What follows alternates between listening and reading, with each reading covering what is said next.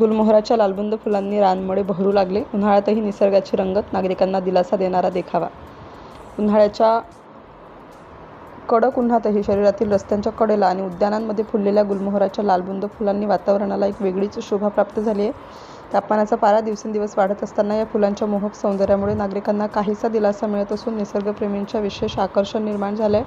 गेल्या काही दिवसांपासून पार्श्वनी शहरातील प्रमुख मार्ग, शासकीय कार्यालयांच्या परिसरात तसेच विविध वसाहतींमध्ये गुलमोहराची झाडे पूर्ण बहरात दिसून येत आहेत. लाल, केशरी छटांच्या फुलांनी सजलेली ही झाडे परिसराला रंगतदान बनवत असून सकाळी आणि संध्याकाळी फिरण्यासाठी बाहेर पडणाऱ्या नागरिकांचे लक्ष वेधून घेत आहे.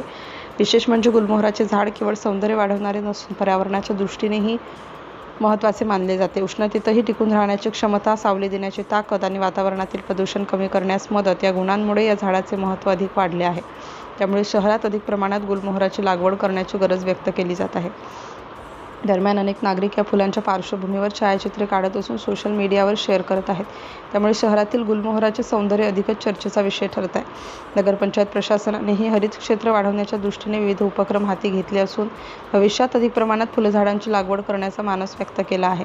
गुलमोहराच्या या बहरामुळे शहराच्या सौंदर्यात भर पडत असून नागरिकांमध्ये आनंदाचे वातावरण निर्माण झाले आहे. तसेच ग्रामीण भागात प्रवेश करताना गावालगत असलेली गुलमोहराची झाडे जणू पाहुण्यांची सरबाईत व्यस्त असल्याचा एक प्रकारे भास होत आहे. गुलमोहर झाडांची अवैध कत्तल करू नये, तसेच ही झाडे गावांची व शहरांची शोभा वाढवणारी आहेत. यामुळे प्रसन्नता व प्रफुल्लता तयार होते.